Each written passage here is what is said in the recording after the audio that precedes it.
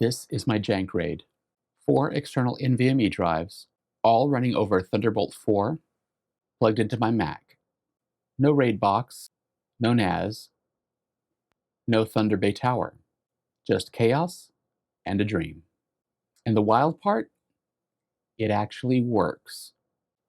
Today I'm going to show you how I built it, why it works, and whether it's a genius budget hack or a money pit mistake waiting to happen. Now, what reason might you have for building a JANK RAID? All of you know Apple charges an insane amount for storage. So oftentimes, when we get a MacBook, a Mac Mini, etc., we might opt for smaller storage because we can always use external drives. Well, you want to be able to be sure the data you move to your external drives is safe. That's the reason you would want a NAS. But NASs can become very expensive very fast. So the idea behind the JANK RAID is using what you may already have. Now, I'm not saying go out and buy this stuff and do this, because if you start buying this stuff just from scratch and setting it up, you might be able to find a 2-bay NAS that would be in the same ballpark with money. In between the two, you'd still want the dedicated NAS. This is if you already have these and you don't want to spend any more money, but you want to be sure your data is safe and backed up. That's why you might want to consider building a JANK RAID. It's a lot of fun, and you're just using what you already have. So let's get into this. Now I'm going to be building my JANK RAID with Satechi external NVMe enclosure, as well as the Mawo external NVMe enclosure, the OWC external NVMe enclosure, and the TerraMaster external NVMe enclosure. Each of these are 40 gigabit per second enclosures. So you're going to want to be sure that you use a USB 4 or Thunderbolt 4 cables to connect them. Now, let's say you don't have these. Well, odds are you may have something like this.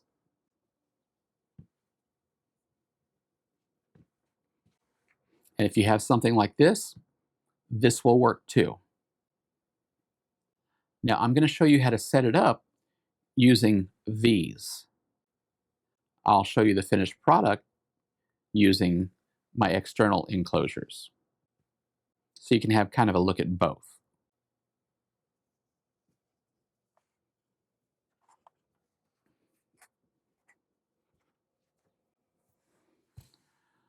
So the first thing you're going to want to do, of course, is get your MacBook, Mac Mini, whatever the case may be. In my case, it's this MacBook. Once you've got your MacBook, go ahead and get your 2 drives. We'll just put these over here to the side. We're going to get a couple of short USB 4 or Thunderbolt cables.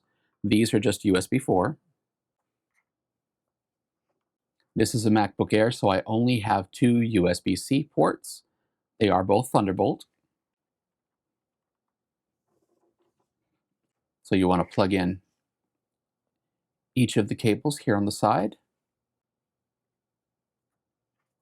Then you'll want to go ahead and plug in your drives.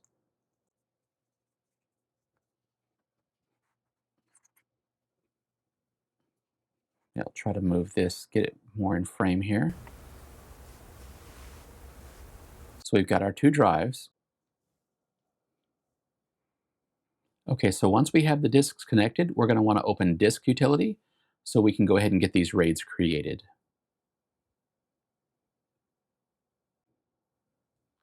Okay, so once you have Disk Utility open, we're going to want to go ahead and initialize these disks.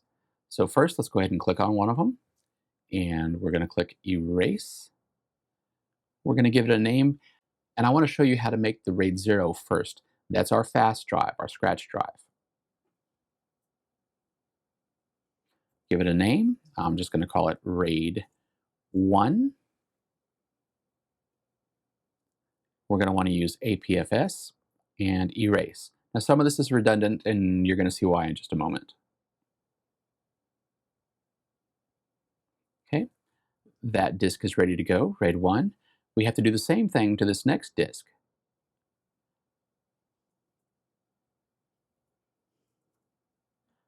Now to avoid any potential problems, I'm just going to call this one RAID 1.2. so it does have a different name. And again, APFS, erase. And again, some of this doesn't really matter, and you're going to see why in just a moment. Okay, so now we have both of our drives. They've been formatted, and they're ready to go. Now we need to actually create the RAIDs. So we're going to come up to File, go down to RAID Assistant, and the first one we're going to make is the striped RAID 0.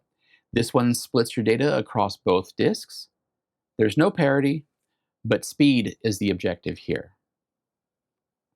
Next, select our 2. Hit Next.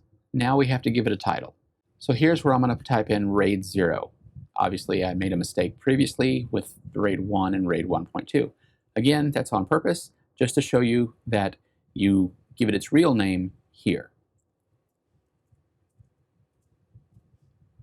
And I don't want to use Mac OS Extended Journal, but you can. I want to use APFS. Now we're going to go ahead and select the chunk size. This is going to vary depending upon what you're doing. If you're doing any video editing or even photo editing, you might want a larger chunk size. That's the chunks of data that are moved across. If you're not moving huge chunks of data, you can go with a smaller one. I do prefer to have a chunk size that is closer to the size of the data that I'm using, and that does provide better performance. Hit Next. It's letting you know that everything's going to be erased. We know that. Click Create. Let it do its thing.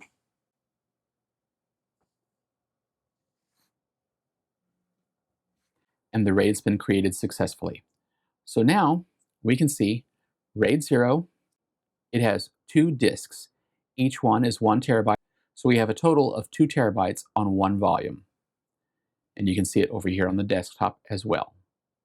Now again, this is for your speed. This is where if you have data you're pulling off your camera and you want to do some editing, you don't want to take up a lot of valuable space on your Macintosh's hard drive, you put it on your RAID 0.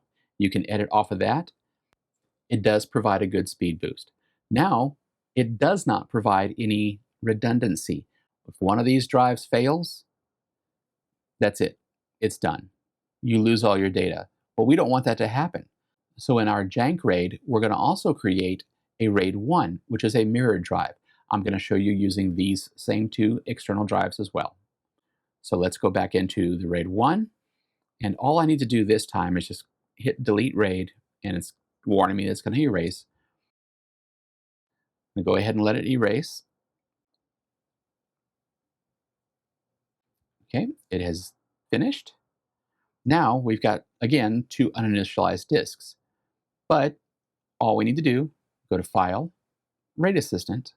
This time we're selecting mirrored RAID 1, which means any data on one is also going to be on the second one.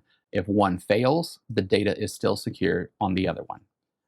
In this case, again, we're going to do the RAID 1 mirrored, hit Next, select our disks, and this also shows that they're uninitialized, and that's okay. It'll take care of it. Now we give it a title. Now I want this one to be RAID 1, APFS, and again, select the chunk size based on your data needs. Next, letting you know it's going to erase it. We'll let it do its thing. And now it's done. So we come in here, we can select RAID 1, and each of these is 1 terabyte. However, as you see, the volume, the RAID volume, is just 1 terabyte. And the reason for that is because it's mirrored. You've got the same data on one as on the other, so you have redundancy. It's also over here on your desktop. So now you can set up whatever folder structure you would like here. Once you've done your editing on your RAID 0, then you could just drag and drop your data over here into the RAID 1. And it's as simple as that. So now you have it backed up. Now that's a manual way to back up. There is some software out there that will do that for you. And if you'd like to learn about the software program that can handle your backups and have it scheduled, leave a comment down below and that's something we can look forward to doing in another video. So for my JANK RAID, I'm using these external enclosures. I put the NVMe's that I have inside of there, and then I've already run my cables under my desk to my MacBook Pro.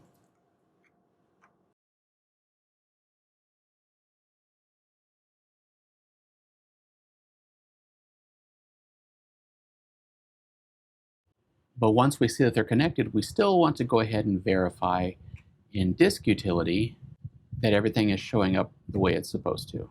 So we'll open up Disk Utility. We'll come down to our RAID sets right down here. Let's check my RAID 0. And there we go. It is showing both disks are online and good to go. And how about the RAID 1? And again, both disks online and ready to go. You'll use your RAID 0 as your scratch drive that you can edit off of. Like I'll put Final Cut information in here, stuff like that. But you'll want to save it once you're finished editing into your RAID 1. And I've just got it labeled RAID 0 backups because it's a backup of my RAID 0 drive. And see, then I can come in here. I've got everything listed out. It's kind of a long path, but there's the same information already backed up. Now the software that I use to automate the backups is this, Get Backup Pro. Now we're not going to go over how to use this in this video, but we can do that in another video. Just let me know down below if that's something you might be interested in seeing. Now Get Backup Pro is available through a SetApp subscription. I would highly encourage you to take a look at SetApp. Give it a try for a 1-week free trial. There will be a link down below. There's over 200 applications available in there that cover a wide range of different use cases. This one is great for automating backups, so you don't have to remember to continue to back things up. It does it for you. And there you go. That's how you build a JANK RAID. Let me know what you think. I'll see you next time. Bye-bye.